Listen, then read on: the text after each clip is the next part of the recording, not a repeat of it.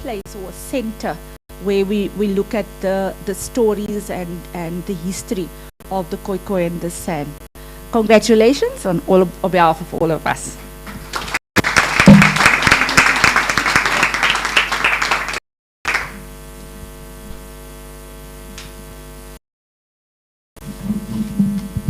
Thank you, Prof.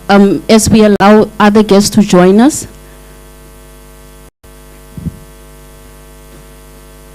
It's okay.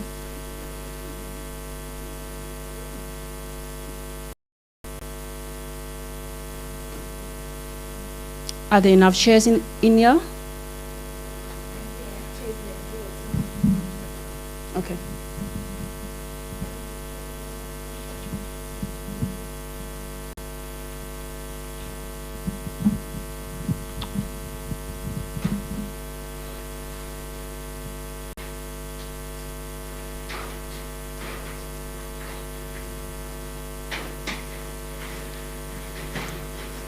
It's okay.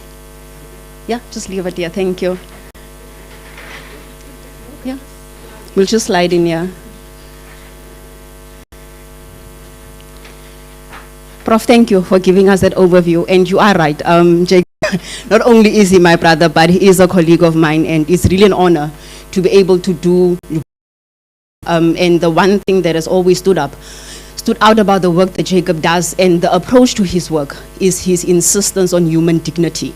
We've where things and I was like, but this does not sound right. This is not how we should represent people.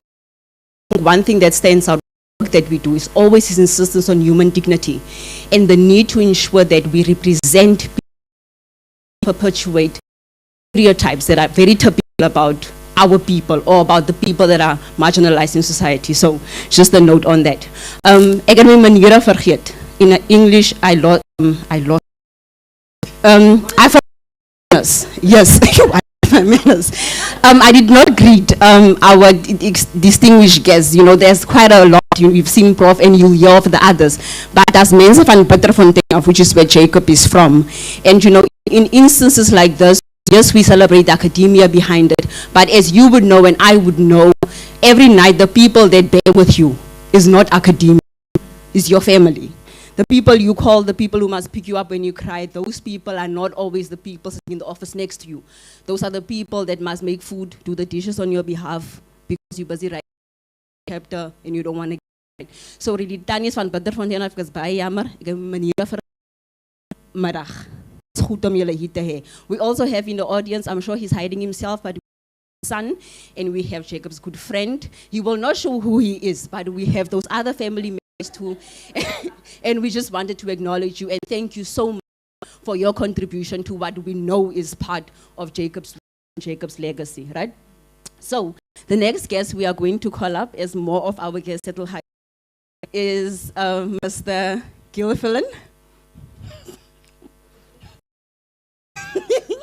Mr. Gilfillan and I, we had the opportunity to work on Dunk together in October. It's so good to see you again. And of course, he's going to speak to us really about the castle and the significance of having this book launch here. Sir. Thank you, Dr. Mokoena. Thank you so much, Dr. Mokoena, but especially Jacob. I was my wife because I know I'm going to come late tonight. This person that you met at the Dunk Feast, the dinner before the Dunk Feast, whose book we launched, and said, who is this? I said, this small guy who man. So, thank you. I was hoping new record of UWC, but they are at UWC. There are also always forces beyond our control. Look, Anne will know when we started in '81, Dickie Van der Ros was director. And we were on that square in front of the admin, and some of the students threw him with rotten tomatoes and eggs, and he was taking his handkerchief out, slowly taking off. Volgende vraag alsjeblieft. So that was some of the days of it. It was not me who was throwing the. I threw other stuff, yeah. But I would guess as peri-urban, person, to welcome the people from Bitterfontein. I know Bitterfontein, it's where the, and then they will go into the train bus, isn't it? Welcome here. I have an affinity for the Northern Cape because my mother is from Namibia, and you have to travel through the beautiful Northern Cape in the exquisite Namibia to get to my mother's place. So thank you for that. My task is very small here. I have to welcome you in this center, which is a center of memory because it was first called the Adam Tas Hall. Now, my team and I didn't erase the name Adam Tas. Just as the settler colonialists and the apartheid supporters erased our history, we took a deliberate stance at the castle not to erase the colonial history. Because if you don't see the two, if you don't see the yin and the yang able to move forward, you will not be able to have meaningful conversations like I'm sure in the pages of Jacob's book, it will arrive here in 40 minutes time, we will not be able to have those kind of contestations. But needless to say that this is my full idea, and the kind of education at UWC, and let me just call it the mass democratic movement, obviously gave me the tools to deal with the issue of decoloniality at a place like this, because this is the erstwhile symbol of colonialism and apartheid oppression. As you can still remember, SADF, all insignia and medals were the form of this castle. So you can understand, if you think Gaza, Israel, you can understand that connection. And before that, the colonial period, British colonialism, etc. Kept to your book. When I started here, they told me that the Khoekhoe people here, they were what do you call it, terminated in 1710. So I look at myself in the mirror and I say, here am I, and I look at how you know, how we can end the existence of people. See it in their faces. When you see it, you drive in the country and you see that. And so it's this Professor Richard Alpin and all of those new liberal and even colonial books that indoctrinated our kids to believe that they don't exist, that their identity has been killed, has been buried. And that's why your book, Ruben Richards' books, and that lady's book, all the books that we've launched in different venues at the castle, is so important to deal with the intangible memory of and how we address that, and how we give back to our kids, to the indigenous, back what colonialism and apartheid have stolen from them. So that is a very important aspect of my work. But there's two very important people that I want.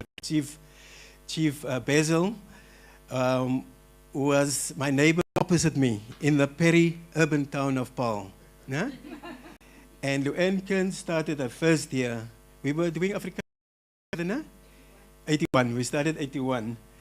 And so I don't speak of people coming to platforms. They want to speak how they use poverty and where they're coming from as a weapon, you know, as a traditional weapon to make a point. But they know they can testify. My father was a builder. So besides theoretical work, things, conceptual work, also physical work that you have to do in order to convince my mother that something exists. My kids can go on social media, they can read, they can, you know, they can read Foucault, and they can come up with conceptual ideas. But from a practical point of view, you need to tangible decolonial moves. So this very room is one of that. This used to be Adam Tas room, and then right at your back, at the back, you see there's a lift. It didn't work today because my idea, but it's a lift. It's only for people with mobility problems. And I was looking. I heard about your problem, and I was looking and already in the taxi on the way to Google at where he stays. So sorry about that. But that's another tangible, psychological and physical, you know, intervention to show that you can deal with our colonialists in a way that people understand.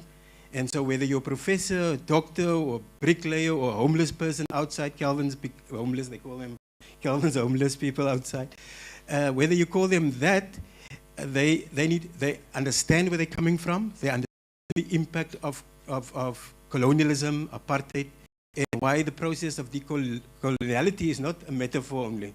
There are practical implications of that. I remember when I started here, a big plaque at the corner, in fact, where those homeless people are now, where the Khoi, Chief Basil, you were part of it, where the Khoi claimed the castle and the Cape as their own. And many of them thought, when I was started in April 2013, my surname, they probably thought I was a white person. They were fighting, and because they haven't seen me yet, so they were fighting. No, they fight with the staff and with the military until they realize, but this boy is us.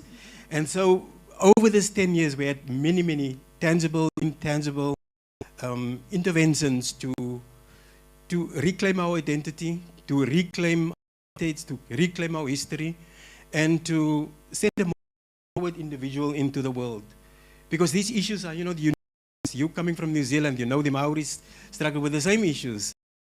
In North America with the same, the Aborigines and Aboriginal, struggle with the same issues.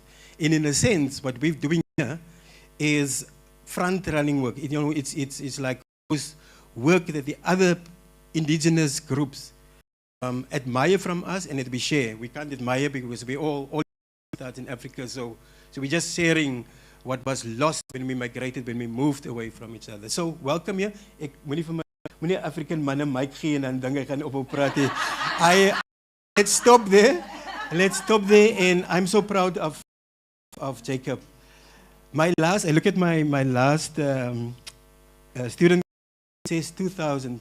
My last registration for my PhD, and I haven't completed it. But maybe out of this, I will find a couple of others to help me through that, including Jacob and Trevor. We are talking around that. And on the last note, Jati was my father. I was 23 years old when I landed in the geography department at UW.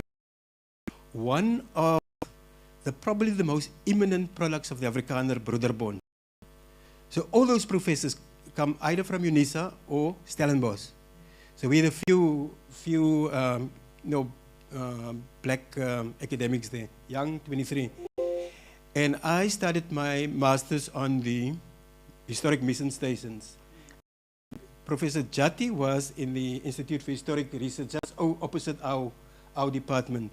And I would be more there with Prof than with Prof Roos and Van Zyl and all of these others. And so in a sense, he was my father until he passed away.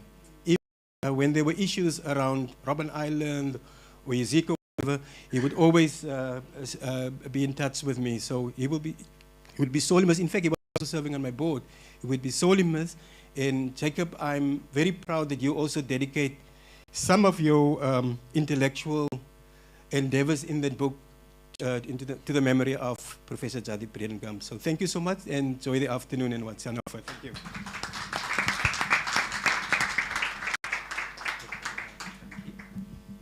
Thank you, Calvin. We are looking forward to the graduation. Calvin, thank you so much for your reflections. It's always good to be. I think it's a beautiful thing that we use the castle, to engage really with colonialism, its legacies, and not just, disregard it as if we can't learn anything from it, or engage it to maybe come up with alternative perspectives of exploring it. So it's always good to be in this space, and thank you so much for having us. The next person that's going to address us, albeit virtually, is the Managing Director of African Sun Media, and we will see his address on the screen.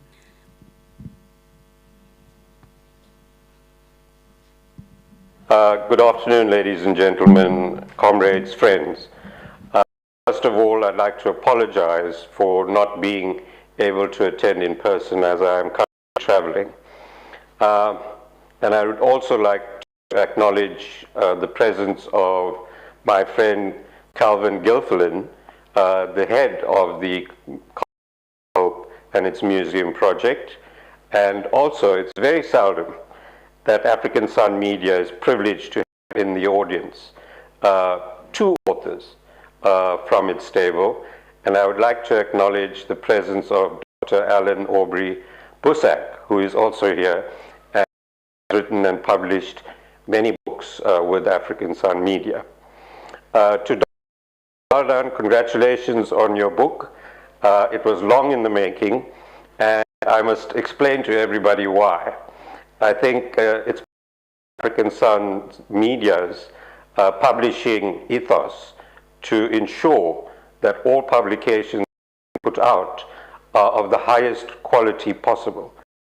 This involves subjecting the manuscript to a double peer review process, which entails a lot of forth between the author and the peers.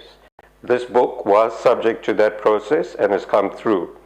I'm particularly proud also of the wonderful cover design that you may see at the table in the room where it's on display.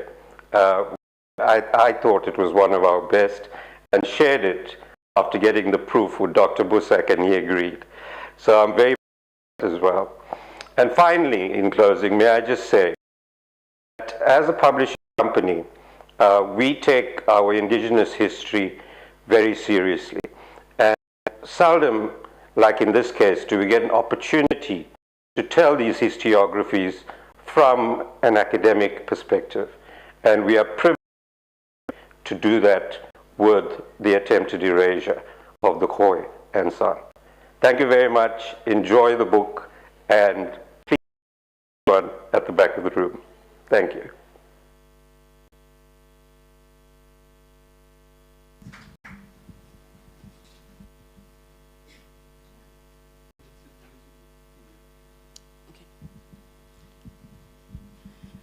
Ladies and gentlemen, are we still okay? We still all right? This would be the part where I would break out like a DJ and be like, is everybody here? That is not going to happen. We are, however, going to receive a performance. The artist is just setting up, so if you please kindly bear with us while we are setting that up. And then Christine is with us with her talent.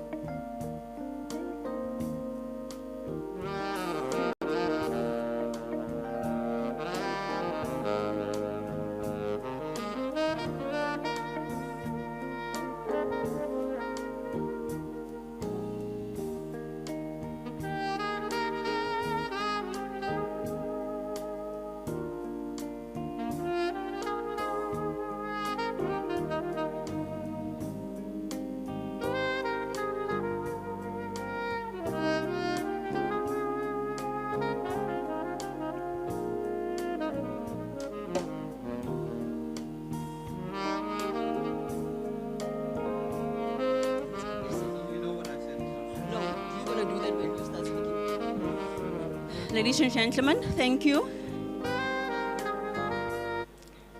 Thank you for your patience.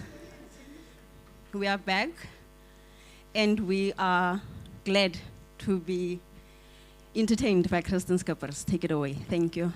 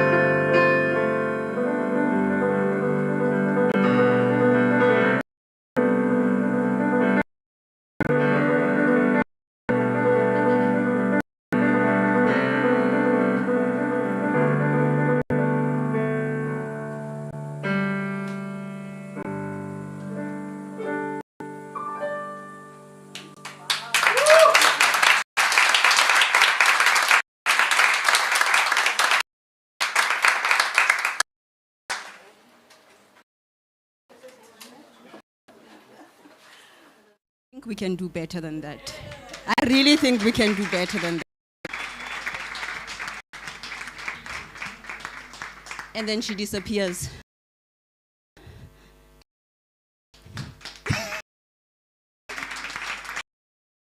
Thank you so much. That was completely amazing. It to a place where I think my father, so I stepped up. Amazing. Thank you so much. Thank you. Well done.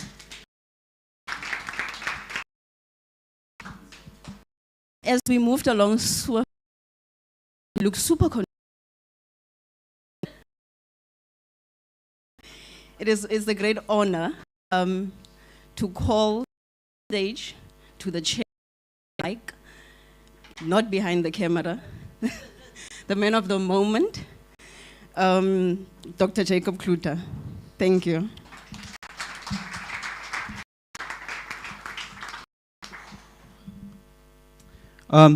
Lorato, thank you very much.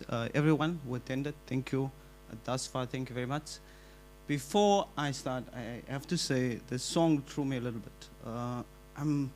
At this moment, I'm a little bit emotional. There's a reason for this particular performance.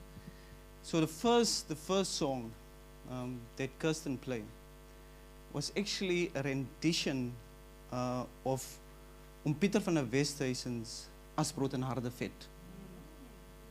And it's a chapter in my book who think about the resistance against a constant erasure.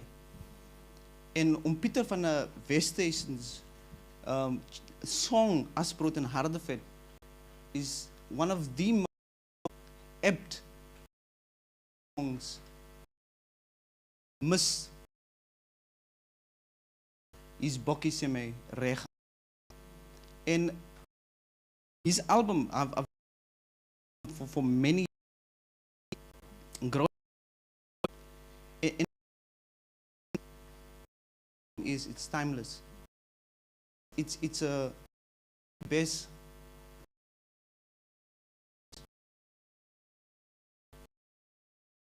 slowly dying culture that is dying. And As Brood en Harde Vet in a culture behind. And there's in the dedication that Kirsten did. The second did was a song that me and Kirsten worked on, or she came up with the song, but on the film, and is Persist. Persist is a made with justice and reconciliation about the problematic identity and how young people go in this colored identity subjected to that. In one of the when I filmed to watch that is the title version of the film called Persist. It's one of the best I've listened to. 7 songs and it perfect. Now the reason why I asked Kirsten to do a piano version of As Brood en Harde Vet because I realized that there is something in Guma that is the same thing that you find in Kabara. So for those people that does real dance that was attributed to specific dance and culture. Colonial name now to a real dance culture or real culture. So a specific on Kabra and its history from this cast all the way up until today's future, not today's present, and is going to live in the future. But turning to Pieter van der Westhuizen, Pieter van der Westhuizen talks about this already on that specific album. So what did I recognize? I recognized against state, not place.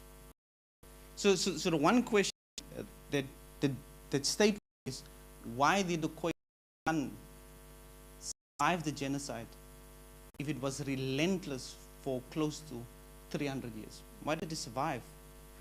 And it became apparent is that it started moving to the margins of society. It was displaced. The knowledge, the culture, everything was displaced. It was displaced in the art, it was displaced in the music, it's displaced in poetry. To hide it, to preserve it. And the only way to really understand the tabara is to do it yourself. It's only then it unlocks the potential within your body. Before that, you cannot unlock it. And that's the same thing about what the music does. So this is what made me emotional, because I realized if there is an audio version of how I felt in writing the book, then it was this particular performance. Amazing. That is how I felt, and that was the emotional that was stirred with me. So I prepared a couple of slides. So based on that background information, Kirsten is, I don't think, even 25 years old. She studied at UCT. Her father is one of her mentors when it comes to jazz music. So let's just give, because she captured a spirit. So let's just give her again.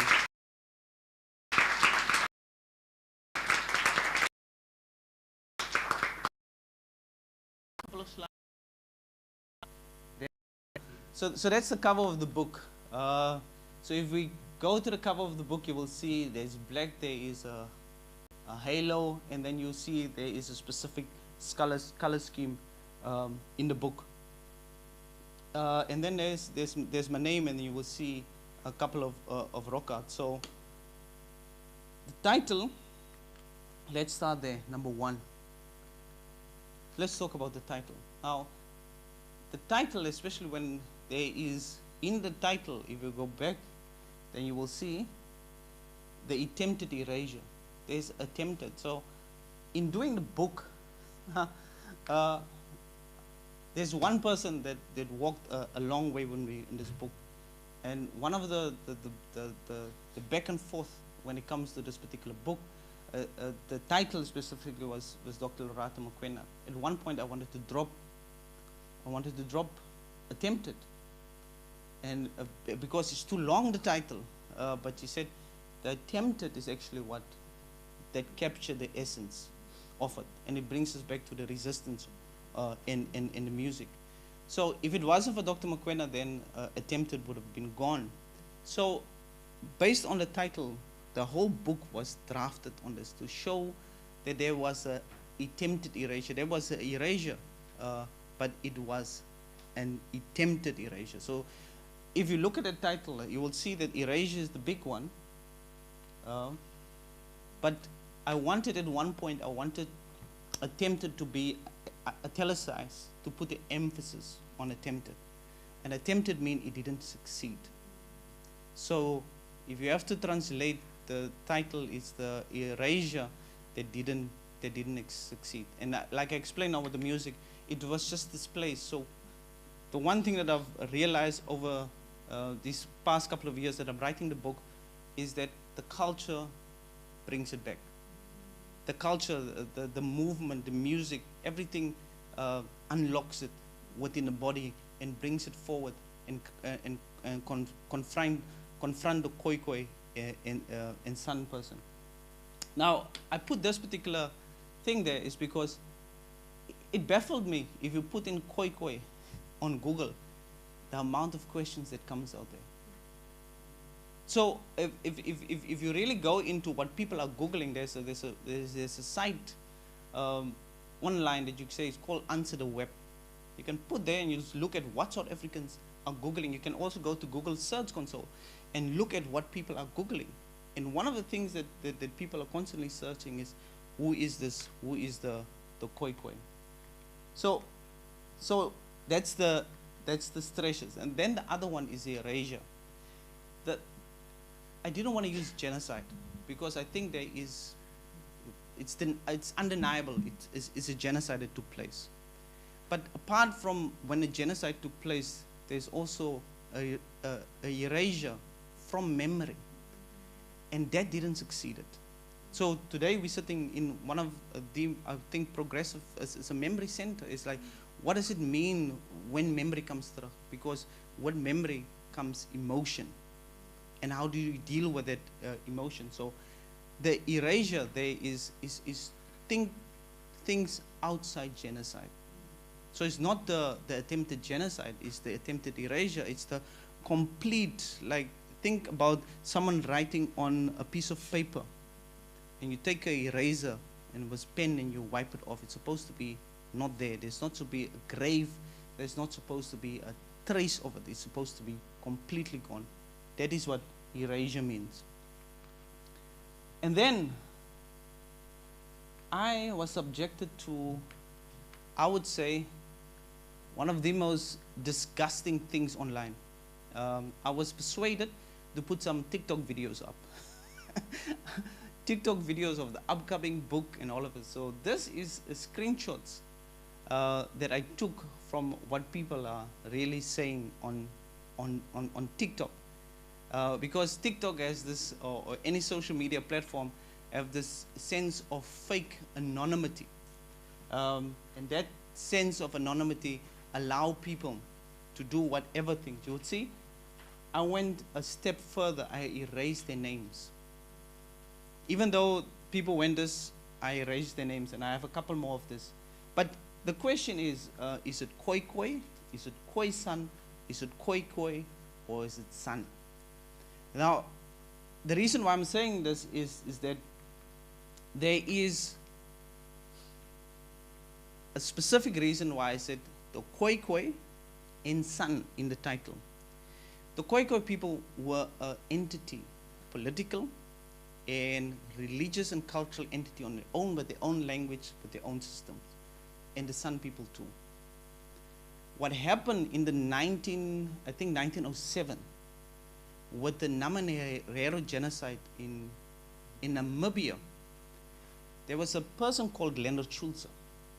And Leonard Schulze conducted experiments on Khoekhoe and San people to prove that this is one group, one racial group.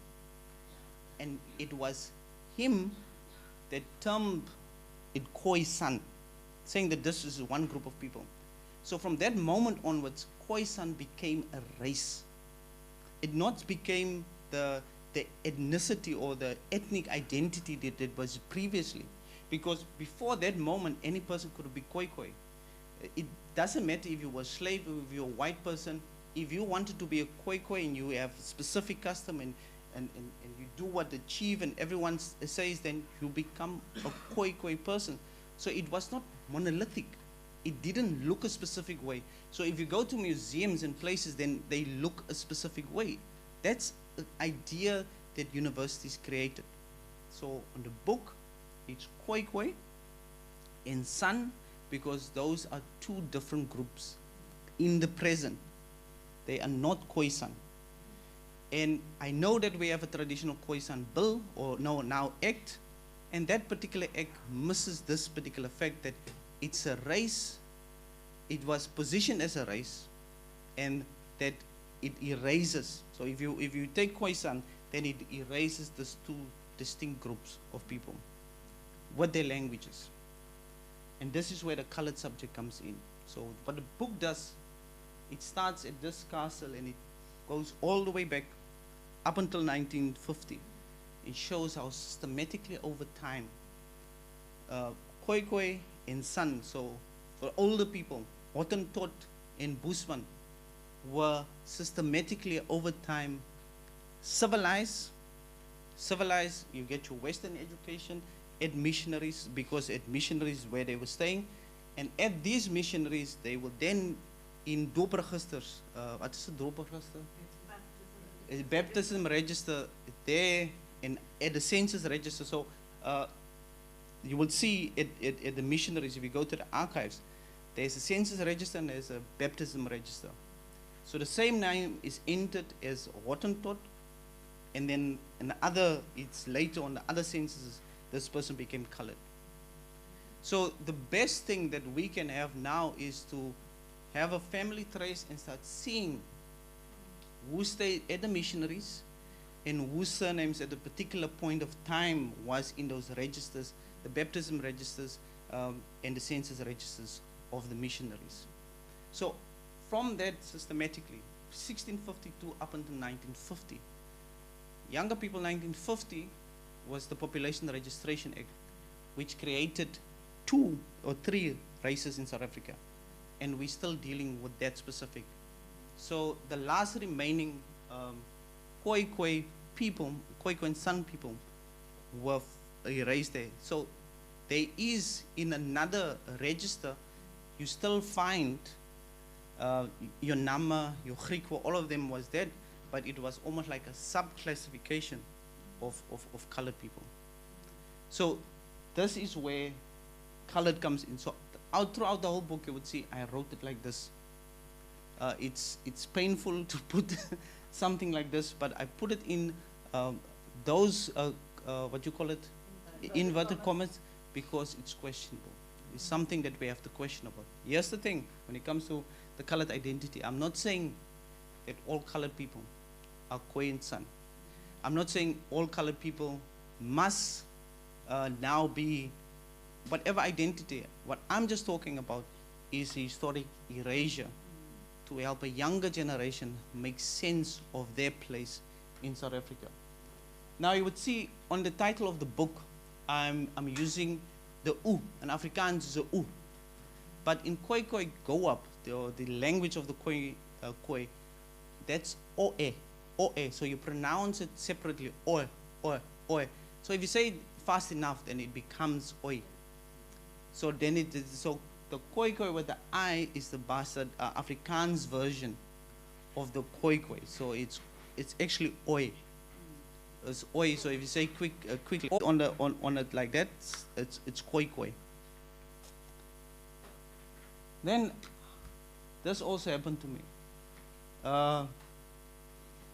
The racism that you find on TikTok. Now, you might be wondering, why do I bring it here? It's because I told these people, you are dealing with a researcher. So everything that you use and you put on a public forum, I'm going to use it in one way or another for research. So there's a lot of ignorance online, and that ignorance comes from that there is a racist attitude still existing in South Africa. And that racist attitude is something that we have to give attention to in the coming years. If we don't, then it will blow at some point in time. So I put there, and I can take some of it. One of the things is, like, we see let's say the third one, just do ancestry DNA and stop obsessing over apartheid. One of the biggest mistakes that we are doing currently is doing ancestry tracing when it comes to Khoekhoe and San, because when you do a DNA test, then you agree to, so a DNA test will not Khoekhoe and San. Talks about a Xhosa and Swana. And about the mixture, or not the mixture, the film that also join them. I think in terms of the Cabra is point pre-colonial, there was identities, and amongst the same type of responsibilities that the Khoekhoe is using it. Once again, there is familial that the Khoekhoe is using it. Once again, there is familial relationships that we want to ignore. So that brings to the language Afrikaans. So most Khoekhoe of people are speaking Afrikaans. Why is the question? So that question is supposed to be, why do you speak Afrikaans? Because the why brings you to a different set of inquiries, because then it will bring you to violence. It's the violence that created Afrikaans. So Afrikaans is not the language as we associated in standaard Afrikaans. There's many earlier forms of Afrikaans, and Professor Quentin Williams is in the audience that can attest to this. He's currently busy with the Club's dictionary. So, and he traces even much deeper than me how old Afrikaans actually is. If you want to have a fascinating conversation about Afrikaans, sit with Professor Quentin Williams. He will give you different things. So Afrikaans was born out of violence to cope with the colonial violence. That's how Afrikaans becomes a language that the majority of Khoekhoe people speak. So if you start looking at the archival histories, then you will see at one specific point in time, they spoke 2 languages up to 3 languages. And then systematically over time, the other languages died out, and Afrikaans stayed over. So, but if you're fortunate enough and you go to the Makwaland, you will see that a lot of people still use a lot of their phrases. And my grandmother was one of those people that used that phrases. I asked her once, what is this phrase? And she say that die woorde dat gesê, dis jou hot not staal. So it means is the hot not means, it's a very geographic term, don't use it, but it's a shortened version of Hottentot. So Hottentot became Hotnot, so it's a shortened version of it. And it was used to take people's dignities away from it. So, of course, you would reject something like that because I'm not that. So I would reject a language like that because that language is associated with a magnitude of violence. But here's the interesting thing, what I started finding, and I think it's another slide of me, is that it's only once you understand the language and you get into the language that a new set of information and knowledge comes to the fore. I have to put this up here, and Prof, our film will do good. The film is about, it's Platfontein changing the narrative. And I asked them to change or translate it into Khokhoe and Kwedam. These are 2 languages spoken Platfontein, just 8 kilometers outside Kimberley. They couldn't do it. Because in the community, there is no dictionary in Khokhoe and Kwedam. It doesn't exist. Me and Lorata was at the school. There is no literature. From children's literature, there's no literature in those languages. How do you think a language would survive? Or do we want it to be another situation where we in 10 or 20 or 50 years say, this is the last Khokhoe speaker, the same as is now the last Ngu speaker? So these things are happening currently. So we have an education system that doesn't think about mother tongue education. So the people in Platfontein at the school, the teachers teach them in Afrikaans. The language they taught, the medium that they taught, that all of them speak is Afrikaans. So what language is going to be the dominant language in the next 50 years? Afrikaans. So these things are happening right here.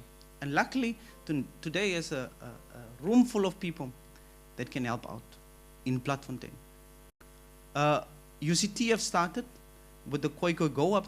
So me, my brother over there, and many others in the room have done that specific course in the language. So, but that's not how language survive. A language survive when there is literature, there's stories, there is culture, there's performances, there's imagination. And when you can express that imagination, it's only then that the language starts living again. And these languages are not living, they're systematically dying.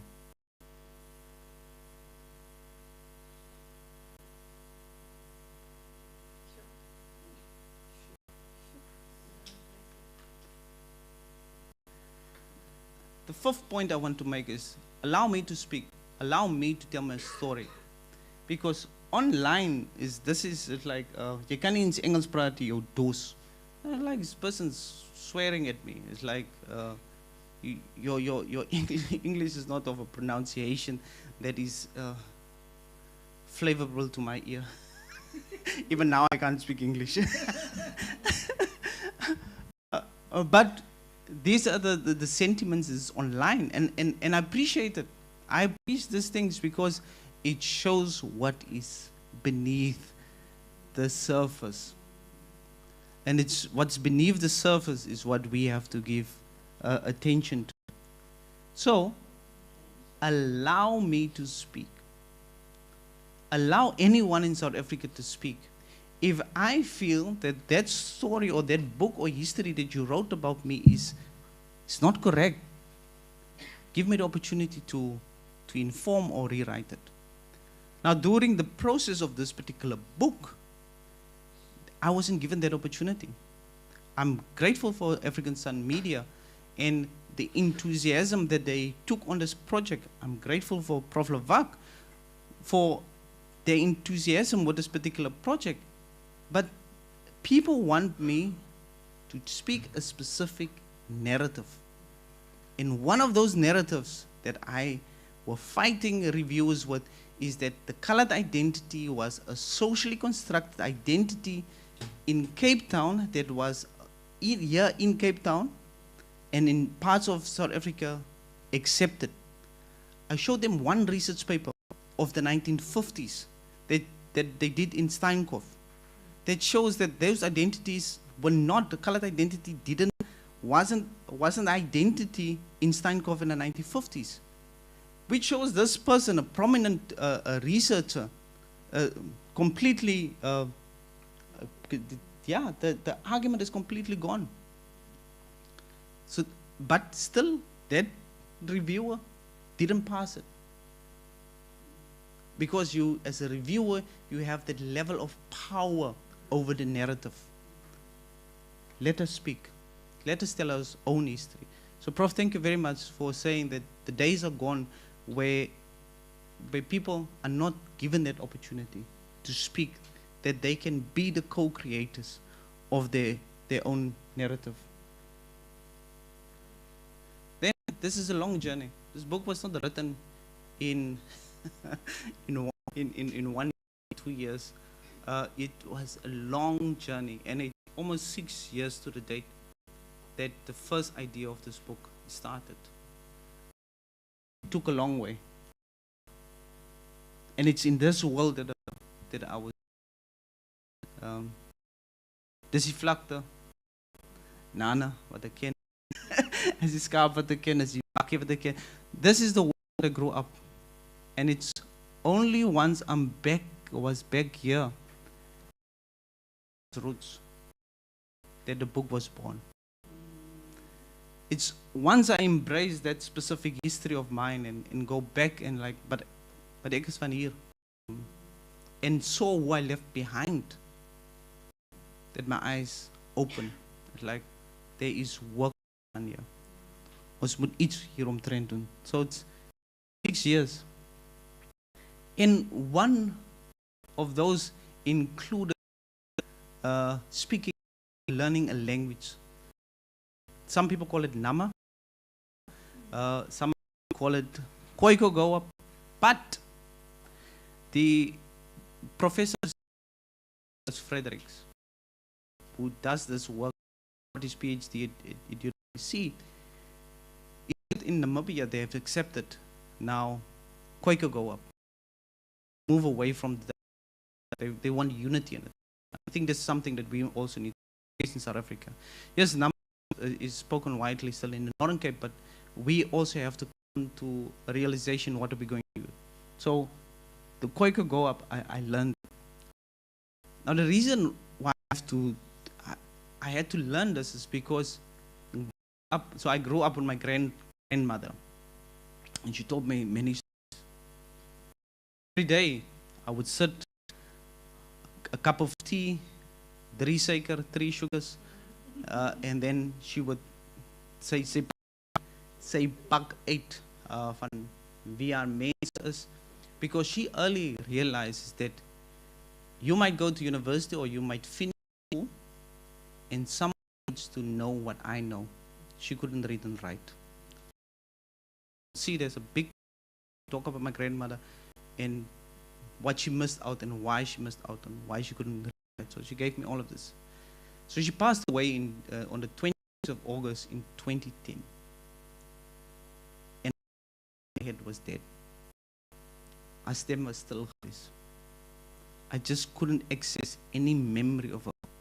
I tried hard because I know there was so much wisdom, things I needed as a person now on my own. I needed this. I couldn't. There's no way I could access that memory. Up until I started learning Khoekhoe, then all of her lessons was in a Hotnot style. So many of the metaphors and things that she told was in that language. And it's only after that I started dreaming of her again, and there was memories and lessons become back in my pocket. And this is not this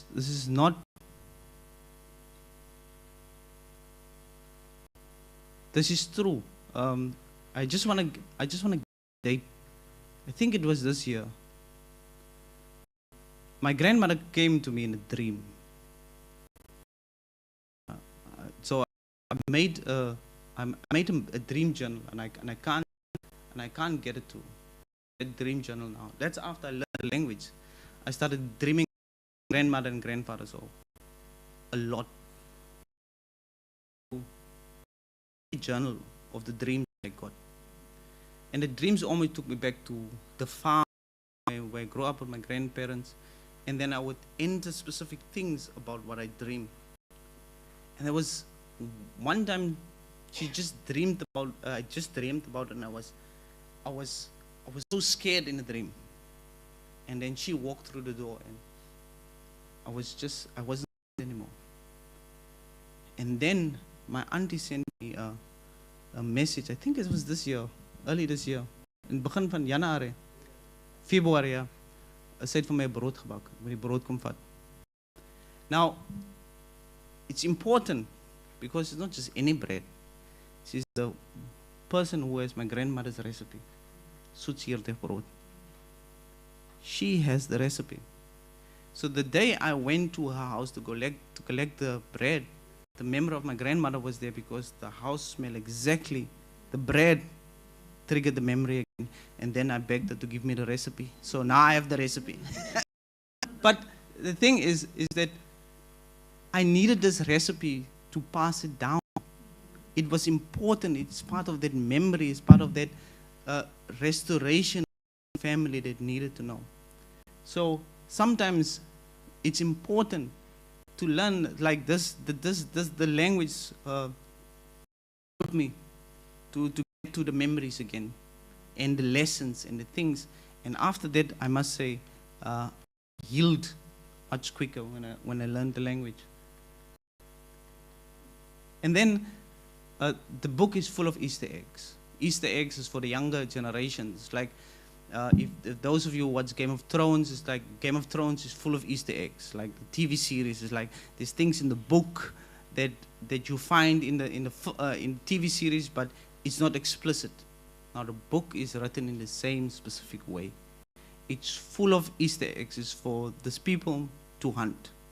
So one of the Easter eggs is today asbrood en hardevet. So I would encourage you to go eat asbrood en hardevet. See what I mean. But if you eat asbrood en hardevet, jy moet ook sagte kuings en bakbrood eet of roosterkoek so that jy kan verstaan die twee smake te mekaar, so that you can have the two tastes. So it's important for you to hunt down the Easter eggs. If you find the Easter egg and you don't get the answer, then you know that's the Easter egg. You need to hunt it.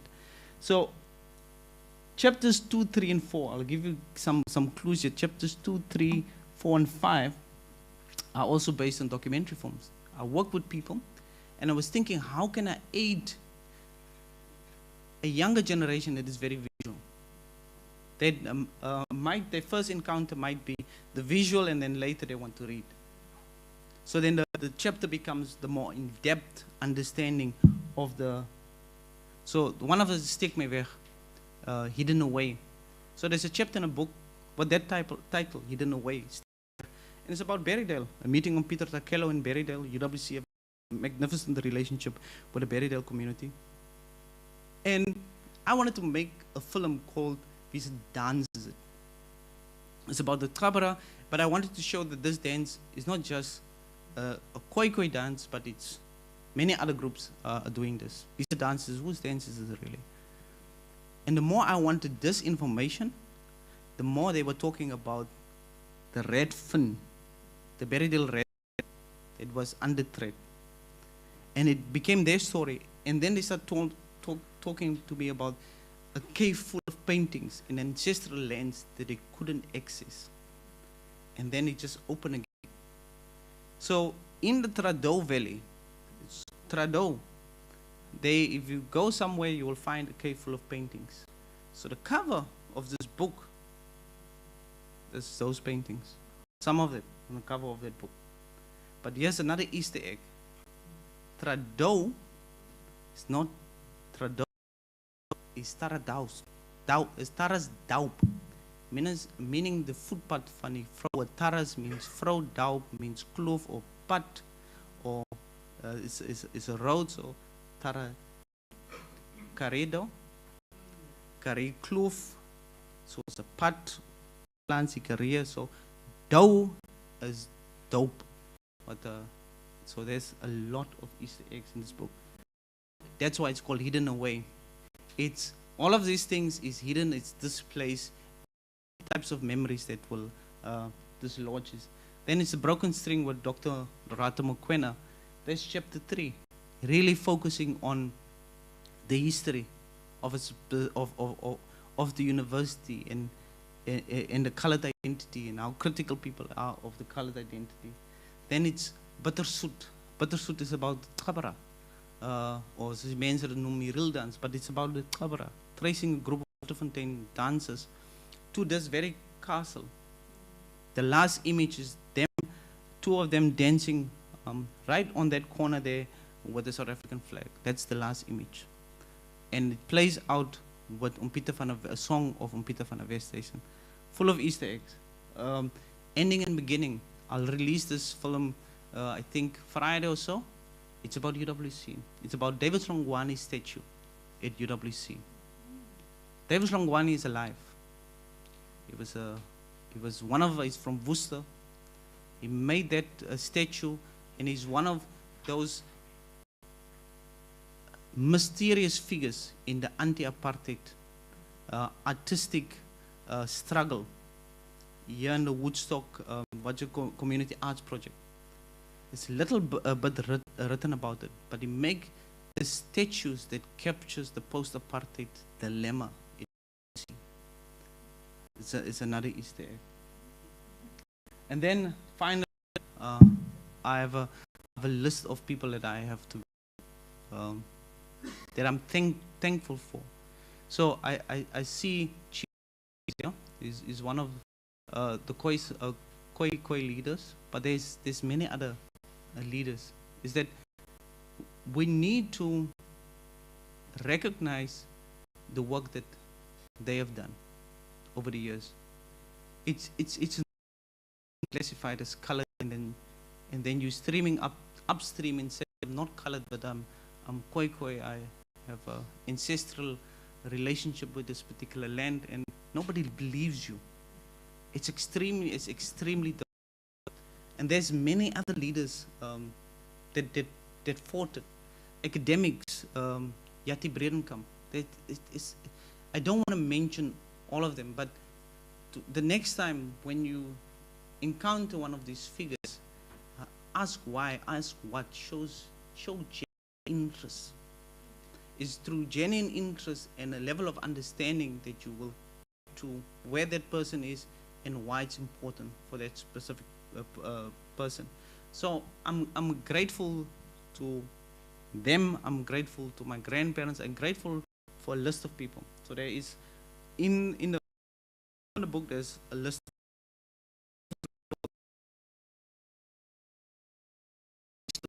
most of the time that I missed is that in Afrikaans. So I am, through this, I'm actually also raising, I'm not reaching the people who are supposed to read the book, Afrikaans community.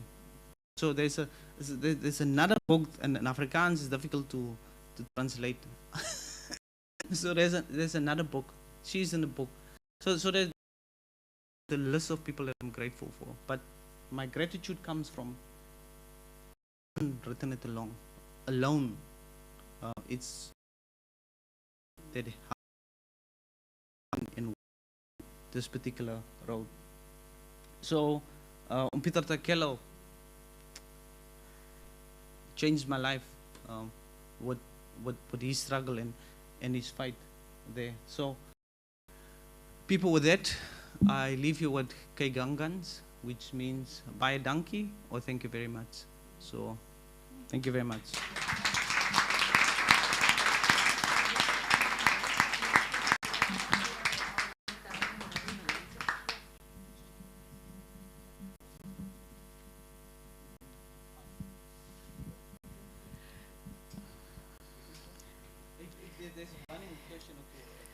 So we're debating whether we should engage. Jacob wants to engage the audience in a question and A. So if there's any burning question that you have, any burning comment that you have, a comment is always welcome. Please feel free. There.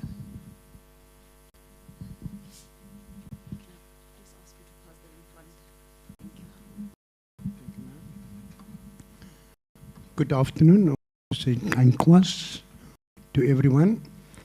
Dr. Jacobs, congratulations with your, Jacob Cloete, with your book. And I just want to follow very briefly. There will be two questions. First of all, the title of the erasure. Why it is so profound, I've read that you've been criticized by somebody in Montague, claiming that you were part of the erasure. It's clearly an ill-informed accusation from an informed person. One thing, I served on the World Indigenous Group for Indigenous Populations, and there is one thread of all indigenous peoples, and that is a relationship to land. The Afrikaner community meetings told me we were the first. We were here before the colours, which is true. Because the term colour is an engineered attempt to erase the Khoi, and I do not use the term San, with all due respect. And David Kruiper rejected it because the term San was a Khoi word directed at what David called himself Bushman. But Bushman is also, you know what I mean. But it is because the Bushmen were not tribes. So they had no names, they were families. And they operated within that family. So the erasure was directed at disassociating the Khokhoe people from their relationship to land. The permanent forum currently, every year, it is the thread, relationship to land. Without land, you have nothing. Whatever I'm going to do in the Western Cape, I'm going to be an employee or a laborer. Because I don't own land. I cannot put up a tourist attraction. So the Khokhoe identity was particularly removed. And here is my question. Why don't we deal with the real culprits of the removal of identity? Because we say we believe in a living God. We are Christians. There is your problem. From Schmidt, the baptism was used to remove your Khokhoe name in 1737. Vietge became Magdalena, and so forth and so forth. Krotoa became Eva. So if we erase your identity, we need to erase your culture, your name, everything that tells or informs that you are of Khokhoe descent, or Maori for that matter. But whenever the baptism was used, it was to remove your name. In Kubus, in Richtersveld, the teachers, appointed by the reverends and they themselves, give hidings to the children that spoke Nama. You will speak gestandaardiseerde Afrikaans. How far are UWC prepared to contribute to get the proper history that ourselves and Professor Bredekam, Dr. Willabusak, etc. has done? It is pointless that we published, I published Tears of the Praying Mantis in this very room, which deal with the Christian church and the conversion of the Khoekhoe to colored Christian identity. That process was not political. It was a religious denominational engineering of taking away so that it can be said the Khoekhoe has no, the colored has no relationship with land. But we do. So UWC will need to come and say, as an academic institution, yes, Dr. Cloete's book is there, Basil's, this lady there, and so forth. But the gatekeeping, why are there academic and intellectual gatekeeping when it comes to authors within and outside of academia? That needs to be addressed. I can walk out of here and ask anybody with a designation of colored any question about what is in your book, they won't know. 10 years from now, the answer will be the same. I don't know. So, at the Historic Research Center, there was a lot of work done, a lot of work published. But again, if I go to any school, this information has never reached these people. So can we, Professor, perhaps form some platform or something on, my wife is doing a PhD now here next to me, on the indigenous identity of the colored, of the teachers. It is also a silent subject. We just assume we are decolonized. No, it's a swear word, especially in the West Cape now, where there's cries for break away from the province. But we don't decolonize. If you look closely at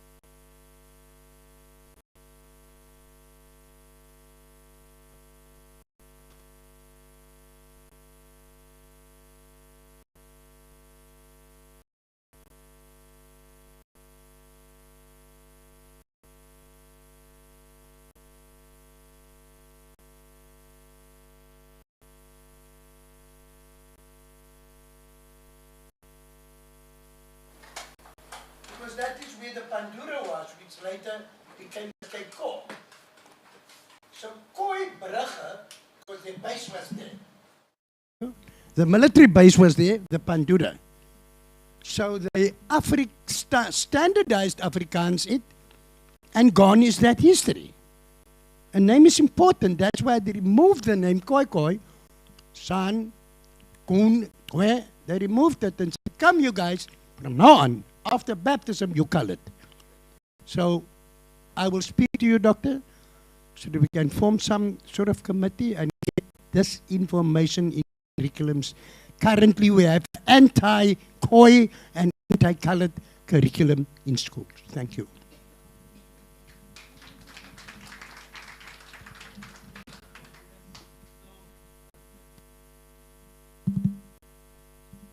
So, to Basil, I must say is that we are thinking about it. Prof. Lavak gave a commitment. Dr. Mokoena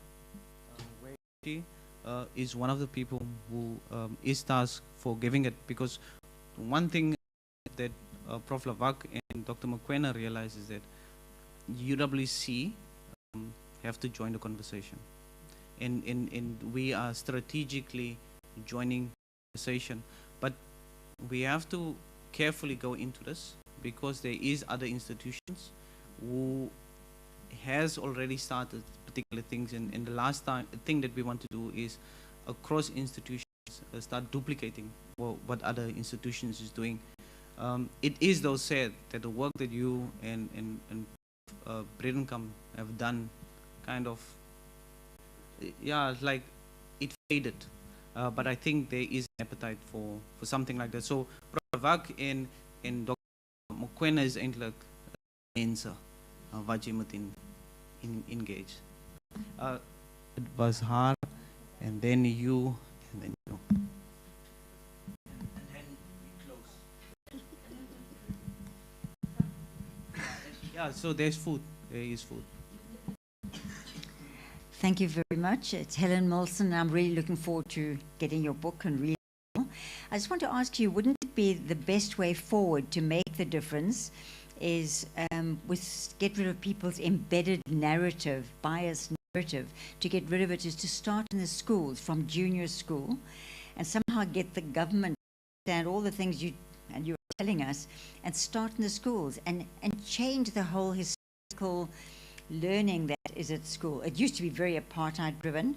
Now it's better, but there's no way that this in the schools. And surely, you're looking at the future generation, that's the way to start.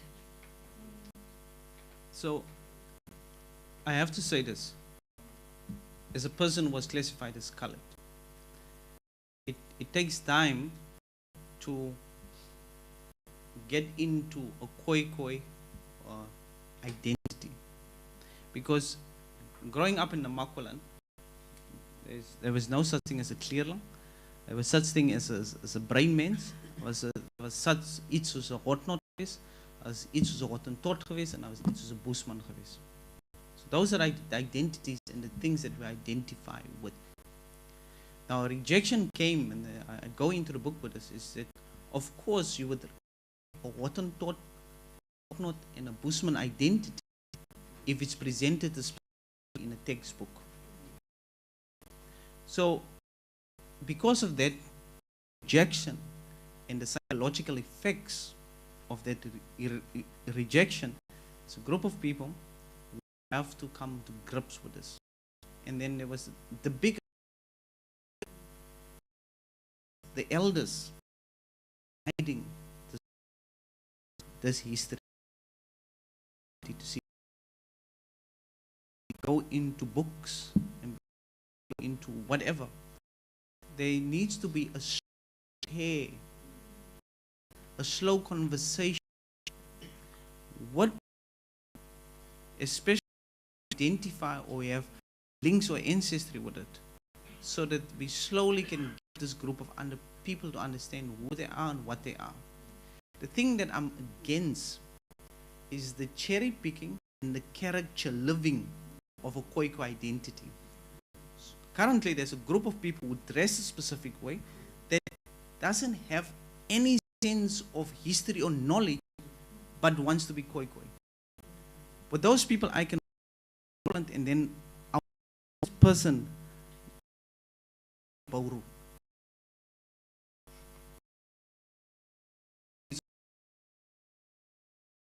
As jy nie dassiepus ken nie, so and those are not just things, it's a medicine. There's a way of preparing it. I don't want to get into this. What I'm saying is that we have to be cautious.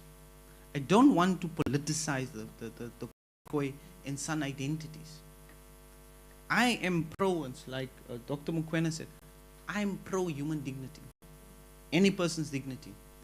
The enemy's dignity, the friend's dignity. I don't have to take anyone's dignity to make me feel anything.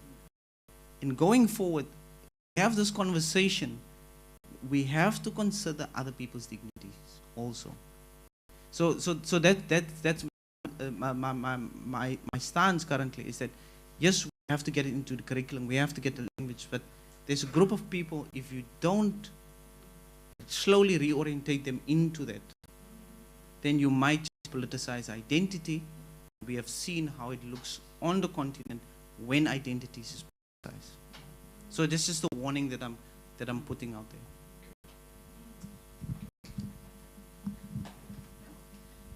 Thank you so much, Doctor. After everyone has spoken now, I guess a picky. But I'm sorry, sound political, interested in what occurred in the formation of the time. It was in 18.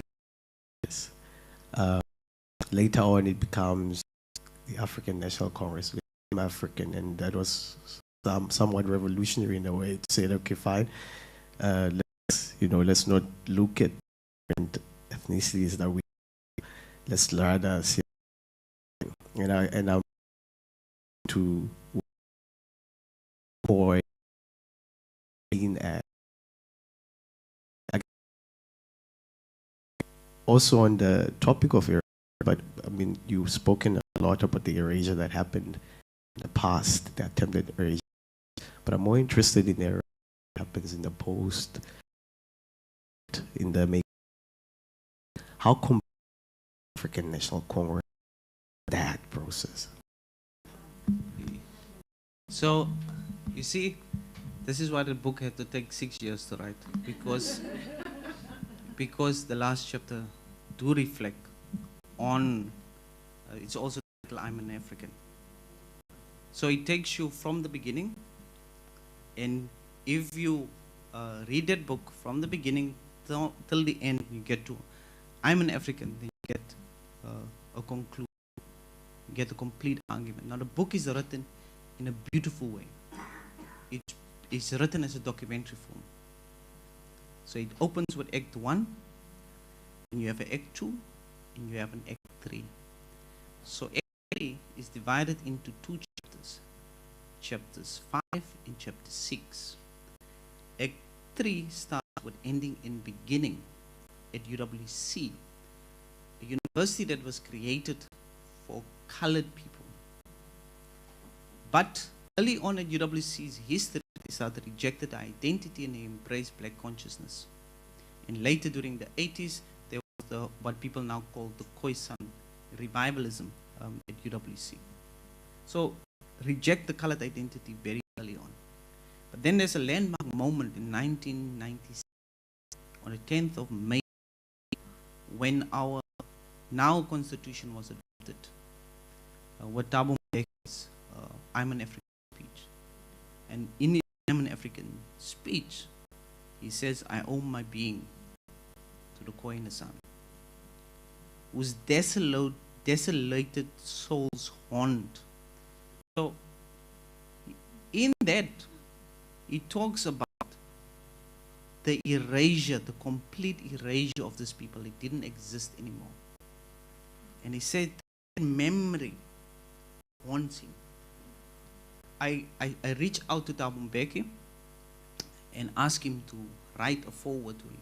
His organization agreed with, but they didn't follow through on it, because I said to him, there's an opportunity for you to reflect on your I'm an African speech in post-apartheid South Africa. But the book ends on a positive note, is how can we live together in South Africa?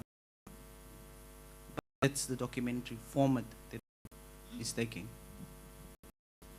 Calvin is the last person. I didn't get your name, but I'm a bit closer to the debate about the ruling party and the issue of the indigenous people of South Africa. If you go down, I don't know, just below us is a museum called the Kamisa Museum. And it's dedicated to the memory of who fought that issue in the African National Congress. But the 1996 Morogoro conference, there were 2. And Red September in particular, Red September, speaks about that, about the nationalist group in the African National Congress and how they were denying that erasure of the indigenous people. So that, we must almost have a colloquium on its own. In fact, I want to suggest there's not enough time. We're running out of time that the prof, that let's relieve him. The prof will take up that we call us together and discuss some of this issue. But I just want to say thank you, and for the mothers, soldiers, who produced that beautiful young man who's taking this issue of false identity and real identity to the next level, and making it understandable for people on the ground. That's for me more important. I spent the first 15 years of my life in academia, and there's a lot of nonsense happening there. If you go to Berrydale and to Khokhoe and those places, that's where the real issues are fighting. And I must say, I left UWC for 23 years now that I left UWC, but the institution has never left me. But there was a time where I was very despondent about the path that UWC has taken. It became a normal new liberal university. But listening to Dr. Mokoena and yourself and Professor Quinton Michaels, Quinton Williams, and a lot of these young academics, I think you are grabbing that old UWC that we know in the spirit of the old UWC and take it in this new, because that's totally new set of material conditions. And it's more difficult for you because then it was apartheid in us. It was very clear. There was clear lines, but now the enemy is here, left to you, right to you. You don't know who's friend, who's enemy. And for you to take that up is wonderful. And to take that into your communities. You talk about Berrydale and the Donkey Car route that we started when I was at DWC. The mark in Montague, the MAG project that they have there. And so keep doing that. I will watch it from here, but I will take not the Easter egg, the Christmas egg from Prof's. You know there are Christmas eggs also now. In Pick and Pay, just watch where you said that we will galvanize this relationship between the castle and UWC, because there's not a single week where there's not a Khoi or San indigenous people's event on here. And there's a lot of things that have been said. So maybe we can link up with you and your audiovisual department and see how we can take the stories, because many of our people think they don't have a writing culture. But if you can speak in here, you can produce. We shouldn't be accepting the colonial fact that we are consumers of history. We are also producers of history. Thank you very much. And congratulations.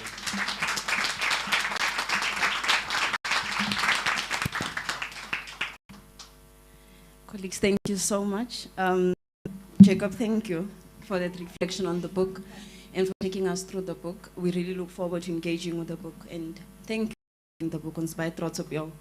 And indeed, you are standing on the shoulders of so many people that are here, but that are also not here. So well done.